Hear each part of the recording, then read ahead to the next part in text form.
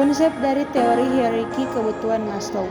Ada dua jenis kuasa motivasi yang dapat digunakan oleh seorang individu dalam memenuhi kebutuhan mereka, yaitu menggunakan deficiency growth atau dapat diartikan sebagai motivasi kekurangan dan motivasi growth atau dapat diartikan sebagai motivasi perkembangan. Pembagian hierarki kebutuhan Maslow, seperti yang Grametz tahu bahwa Abraham merupakan seorang humanis. Hal tersebut yang membuat Abraham Maslow mempercayai pernyataan bahwa setiap individu memiliki keinginan untuk menjadikan dirinya pada tingkat atas. Namun untuk mencapai tingkat tersebut, ada tingkat lain yang harus terpenuhi.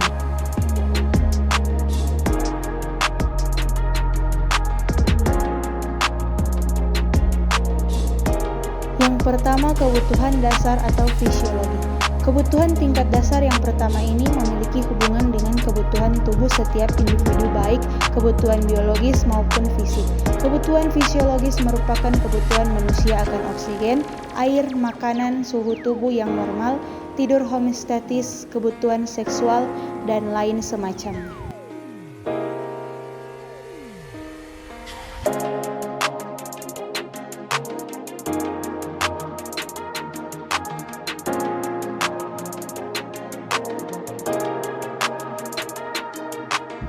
Yang kedua, kebutuhan akan rasa aman. Kebutuhan tingkat dasar yang kedua adalah kebutuhan untuk senantiasa merasa aman. Seorang individu dapat melakukan tingkat kebutuhan selanjutnya apabila sudah berhasil memenuhi kebutuhan pada tingkat pertama. Abraham Maslow menjelaskan bahwa kebutuhan akan rasa aman ini meliputi rasa aman secara fisik maupun emosional. Perlu diketahui, kadar kebutuhan pada tingkat ini lebih banyak untuk usia rentang anak-anak. Hal itu dikarenakan anak-anak masih memiliki tingkat kewaspadaan yang masih rendah, sehingga pendampingan orang tua yang lebih tua sangat diperlukan. Yang ketiga, kebutuhan sosial, rasa cinta, kasih sayang, serta hak kepemilikan. Kebutuhan tingkat ketiga adalah kebutuhan mengenai aspek sosial yang ada di masyarakat, seperti kebutuhan untuk merasakan cinta, kasih sayang, dan memiliki hak kepemilikan terhadap suatu hal. Dalam tingkat ini, Abraham Maslow memberikan pendapatnya mengenai alasan mengapa seorang individu mencari cinta. Abraham Maslow menjelaskan latar belakang dari aspek tersebut karena didasarkan oleh kesepian, kesendirian, depresi, stres, serta kecemasan berlebihan. Rasa cinta pada yang dimiliki oleh seorang individu sendiri memiliki dua jenis, yaitu the love atau the. Selain itu, kebutuhan pada tingkat ketiga ini juga meliputi kebutuhan untuk dapat menjalin pertemanan dengan individu lain, membentuk keluarga, beradaptasi dengan lingkungan sekitar, serta berada dalam lingkungan masyarakat.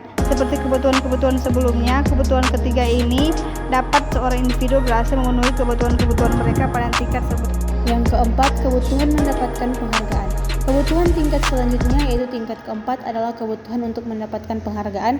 Penghargaan yang dimaksud dalam tingkat kebutuhan ini tidaklah selalu penghargaan berupa piala atau hadiah. Maksud dari kata penghargaan di sini adalah harga diri.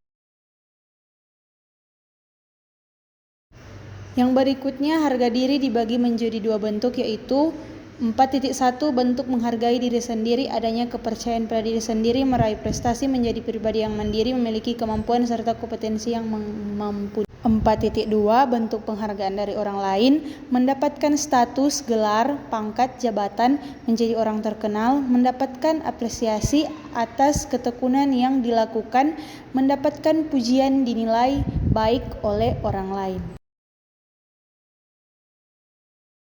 Yang kelima, kebutuhan untuk mengaktualisasikan diri. Untuk mengaktualisasikan diri bukanlah suatu hal yang mudah untuk dilakukan, karena dalam memenuhi kebutuhan ini, seorang individu haruslah mendapatkan dukungan yang cukup dari berbagai pihak.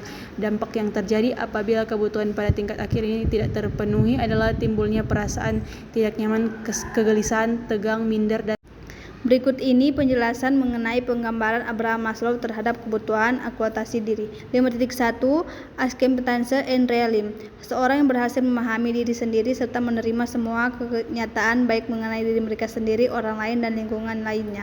5.2 Problem Countering. Mempunyai pribadi yang suka tolong-menolong dengan sesama, meskipun masalah bertubi-tubi di luar kendali dengan lingkungan pribadi tersebut. Memiliki motivasi untuk selalu bertanggung jawab dan mengandalkan etika sosial. 5.3 Spontaneity, mampu bertindak spontan dan dapat beradaptasi dalam kondisi tersebut. 5.4 Autonomy and solitude, memiliki tingkat kepekaan serta privasi yang lebih tinggi. 5.5 Continued Fairness of Appreciation, orang yang berhasil mencapai akultasi diri sendiri, memandang dunia dengan pemandangan penuh rasa syukur serta kagum yang tak pernah kehentikan, ketika mereka juga dengan sangat mudah menjadikan setiap kejadian di setiap harinya. 5.6 Peak Experiences, orang yang berhasil mencapai akultasi diri memiliki puncak kesenangan mereka yang biasa Abraham Maslow sebut dengan sukacita.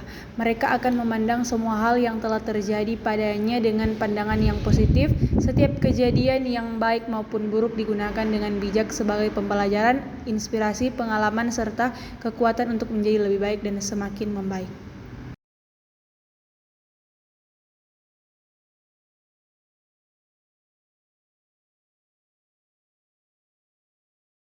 Selain itu, menurut Abraham Maslow, seseorang yang berhasil mencapai akultasi diri memiliki beberapa akultasi yang berbeda dengan individu lainnya. Berikut ini akultasi dari individu yang berhasil mencapai akultasi diri seperti truth, goodness, beauty, violence, dichotomy, aliveness, unity, perfection, necessity, completion, justice, order, simplicity, richness, effort, playfulness, self-sufficiency.